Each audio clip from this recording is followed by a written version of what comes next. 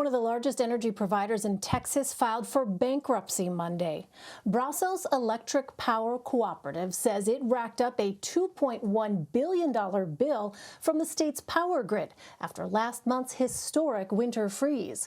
More than 4 million residents experienced rolling blackouts during that time, causing a massive spike in demand. It is the latest fallout for Texas's energy industry.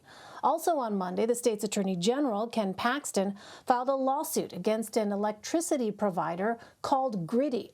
It accuses the company of deceiving customers after hundreds saw massive spikes in their bills during the storm.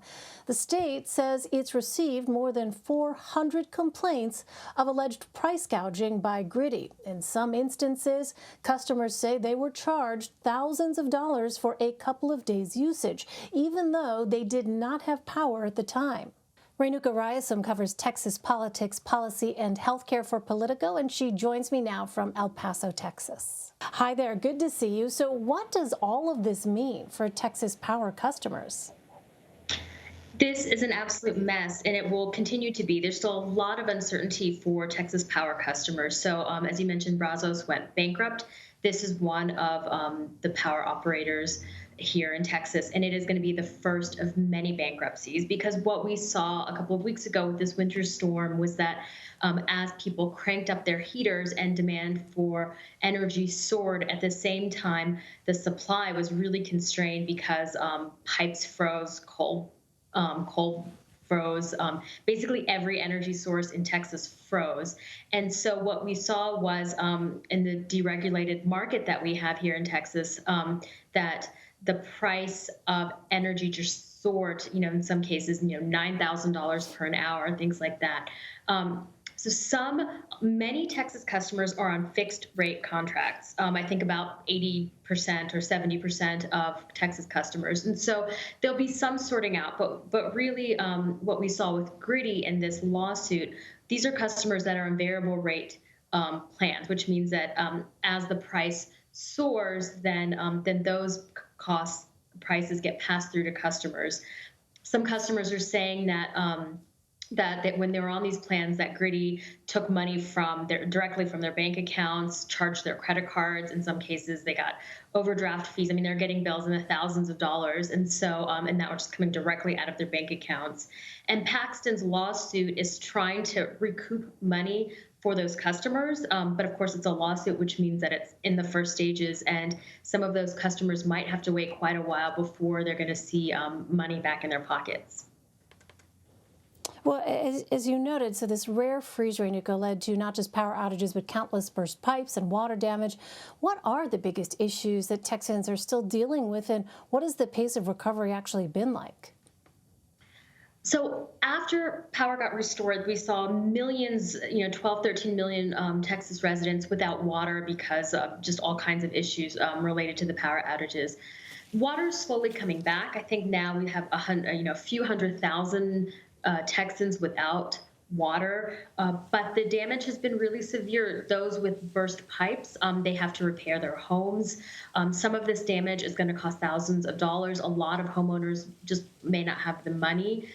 Some of them can apply to the federal government. Texas is still working out with the Biden administration. It wants a state of emergency and disaster declaration for the entire state, but so far Biden has granted it to many of the counties in the state, which would mean that some residents can apply to the federal government to get money back to repair some of the damage in their homes, but that's not true statewide. And so that's still something that's going on, is still something to be worked out right now. But the damage is really extensive. I mean, like I said, hundreds of thousands of customers are still without water. Many are going to have to spend, days and weeks and months repairing their homes. Some may not be able to repair their homes at all. And, that doesn't account for the human cost of this. As we dig out, we're starting to really learn how many people have died because of these storms, people who froze to death in their homes or died in their cars, people that were really suffering, and we don't really know the true toll of that right now. I mean, cities like Galveston have they've had to get additional refrigeration trucks to handle the dead that have been in the wake of the storm. So it's a really terrible situation as we're digging out of it and learning the true toll right now. Yeah, I mean, all of this happening in the midst of a pandemic is just so heartbreaking to read all of these stories, Renuka. I want to switch gears and ask you about the southern border. President Biden held his first virtual meeting with the president of Mexico. What can you tell us about President López Obrador's proposal for an immigrant labor program, and how is the Biden administration responding? Yes.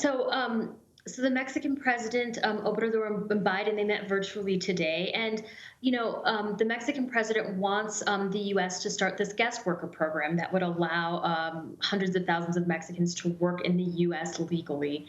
It's something the Biden administration said that they're considering. They haven't given it a warm welcome yet.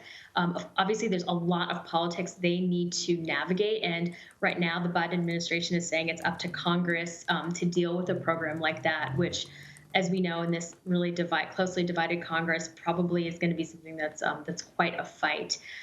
What we are seeing is the Biden administration is really struggling to try to reverse some of the Trump-era immigration policies that have been put in place in the last 4 years. And so right now, there's still a surge of migrants at the border, unaccompanied children. These are children who don't, are under the age of 18 and don't arrive with a elderly relative or parent or anything like that.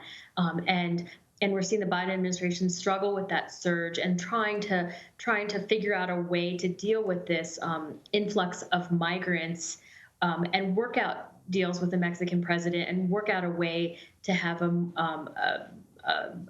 immigration policy that's maybe a bit more humane than we might have seen with the family separation crisis and all of that the last 4 years.